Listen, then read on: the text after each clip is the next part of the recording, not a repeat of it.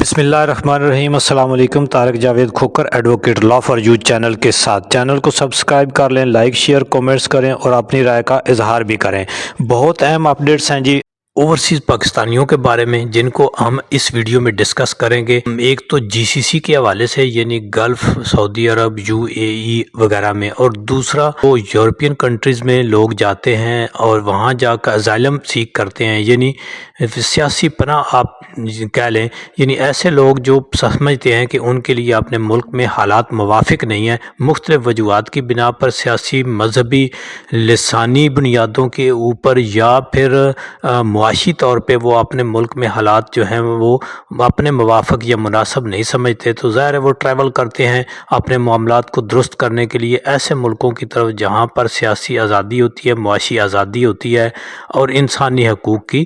وہاں پہ ان کو شورٹی ہوتی ہے، کام کاروبار بزنس ان کا جو ہے وہ سیکیور ہوتا ہے، اور ان کو یہ تمام تر سہولتیں جو ملک دیتے ہیں تو وہ اس طرف جاتے ہیں۔ اور بہت سارے لوگ جو ہیں وہ اللیگلی، غیر قانونی طور پر، غیر جو قانونی راستے ہیں ان کو یا غیر قانونی چینل کو استعمال کرتے ہوئے دوسرے ملکوں کا رخ کرتے ہیں۔ اگرچہ کوئی بھی کام وہ کسی بھی فیلڈ میں ہو، غیر قانونی جو ہے وہ نہیں کرنا چاہیے، کسی کو بھی نہیں کرنا چاہیے، لیکن چونکہ جو حالات ہیں وہ کبھی کسی شخص کے لیے ایسے ہو جاتے ہیں کہ وہ یہ سمجھتا ہے کہ اس کو اپنے ملک میں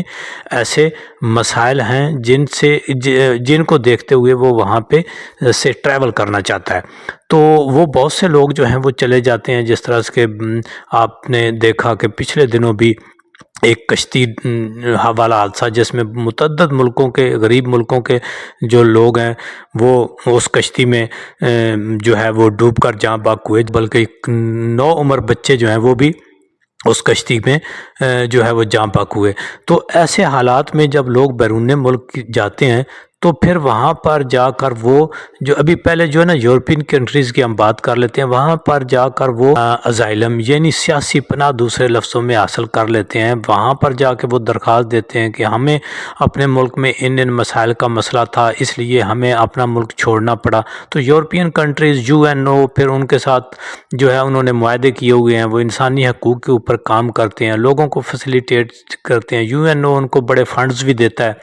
اور وہاں مختلف جگہوں پہ کیمپ بھی بنے ہوئے ہیں، وہاں سے ہوتے ہوتے پھر ان کو بالآخر جو ہے وہ جس ملک میں بھی وہ جا کر اسائلم لیتے ہیں بالآخر ان کو پاسپورٹ مل جاتا ہے، کیونکہ وہ بیسک نیشنل جو ہیں وہ اپنے ملک کے ہوتے ہیں۔ جیسے کوئی پاکستان سے ہے تو پاکستانی ہوئے گا، انڈیا، بنگلہ دیش وغیرہ سے ہے تو اس سے، یا دیگر جو ممالک کے جس کا بھی کوئی ہو، تو پھر وہ کیا کرتے ہیں کہ ظاہر اپنے پاکستان کی اگر ہم بات کریں تو وہاں ان کے یونین کونسل میں اندراج ہوتے ہیں، اسکول کے، میڈیکل کے سارے ان کے ڈاکومنٹس ہوتے ہیں، اور پھر نادرا میں ان کا سارا ریکارڈ موجود ہوتا ہے۔ تو وہ پھر بعد میں جب وہاں پر وہ اپنا اسائلم لے کر پاسپورٹ اور وہاں کی نیشنلٹی وغیرہ لے لیتے ہیں تو پھر وہ پاکستان کے بھی ڈاکومنٹس بنوا کے، چونکہ وہ ہوتے تو اوریجنلی پاکستانی ہوتے ہیں، وہ بنوا کے تو وہ پھر ڈوئل نیشنل ہو جاتے ہیں، اور وہ اپنے ملک کے معاملات، ایک تو دیکھنا جی وہ سرمایہ بھی اپنے ملک میں لاتے ہیں، کام کاروبار کرتے ہیں، کئی دوسرے لوگوں کو اس سے کام کاروبار ملتا ہے، تو حکومتیں جو ہیں اس سے پہلے بھی ان کو کسی نہ کسی طرح سے فیسیلیٹیٹ کرتی تھیں۔ اب ان کے اوپر موجودہ حکومت نے کیا موقف اختیار کیا ہے یہ آگے چل کے بتاتے ہیں، لیکن پہلے جی سی سی کے حوالے سے اگر بات کر لیں کہ اسی طرح سعودی عرب، یو اے ای وغیرہ میں بہت سے لوگ آتے ہیں، لیکن ان ملکوں میں غیر قانونی طریقے سے آنا تو جو ہے وہ مشکل ہے، کیونکہ یہاں پہ ایسا تو نہیں ہے جس طرح یورپین کنٹریز میں ڈنکی لگا کر براستہ جو ہے وہ جنگلات سے ہوتے ہوئے پیدل سمندر کے راستے پہنچ جاتے ہیں، اس طرح یہاں ایسا راستہ نہیں ہے۔ یہاں تو جو لوگ آتے ہیں، اکثریت کیا ہوتی ہے کہ عمرہ وغیرہ یا وزٹ ویزا کے اوپر لوگ آتے ہیں اور پھر وہاں پہ وہ واپس نہیں جاتے، اللیگل ہو جاتے ہیں، اور کچھ لوگ لیگل ہوتے ہیں لیکن وہ رانگ ایکٹیویٹیز میں شامل ہوتے ہیں، یعنی وہ چوری چکاری یا منشیات میں وہ شامل ہوتے ہیں، یا لڑائی جھگڑے میں ہوتے ہیں، مرڈر میں ہوتے ہیں، یا وہ اپنے ملک سے، پاکستان سے یا دوسرے ملکوں سے کوئی جرم کر کے یہاں پہ کسی وزٹ ویزا یا کوئی ورک ویزا وغیرہ لے کر آ جاتے ہیں جی سی سی کنٹریز میں، تو ان کے لیے تو اب پاکستان کی حکومت نے ان کے لیے جو ہے وہ پاسپورٹ جو ہے بلاک کرنا شروع کر دی۔ انہوں نے ایک نوٹیفیکیشن نکالا تھا ریسنٹلی کہ ہم کسی اب نادرا جو ہے یا پاکستان کی جو انٹیریئر منسٹری ہے، فارن آفس وغیرہ، ان سب کو کہہ دیا تھا کہ کسی بھی ایسے شخص کا پاسپورٹ جو ہے وہ نہیں بنایا جائے گا جس نے جو غیر قانونی طریقے سے بیرون ملک میں گیا ہے اور وہاں جا کے اس نے ازائلم سیک کر لیا ہے، اب اس کو پاکستان کا پاسپورٹ نہیں دیں گے۔ جن لوگوں کے آلریڈی ایسے لوگوں کے پاسپورٹ ہیں، ازائلم والے جو ہیں، ان کے بھی پاسپورٹ انہوں نے بلاک کرنے شروع کر دیے تھے۔ پھر اسی طرح جو جی سی سی میں لوگ ہیں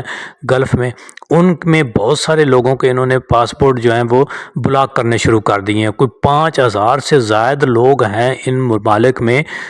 جو مختلف جن کے اوپر جرائم اور کیسز ہیں، اور وہ جی سی سی کے مثلاً یو اے ای، سعودی عرب وغیرہ میں وہ اپنی سزائیں بھگت رہے ہیں، لیکن پاکستان کی حکومت نے کیا کیا، پاسپورٹ جو ہیں وہ بلاک کر دیے ہیں۔ اب دیکھیں نا جی، پیچھے اس سے پچھلی حکومت یعنی عمران خان جب گئے تھے سعودی عرب میں، تو انہوں نے وہاں سے بات کی تھی ایم بی ایس سے، اور انہوں نے کہا تھا کہ جو میرے ملک کے بہت سارے لوگ ہیں جن کو یہاں پہ معمولی قسم کی سزائیں ہوئی ہیں، اگر وہ سزائیں پوری کر چکے ہوئے ہیں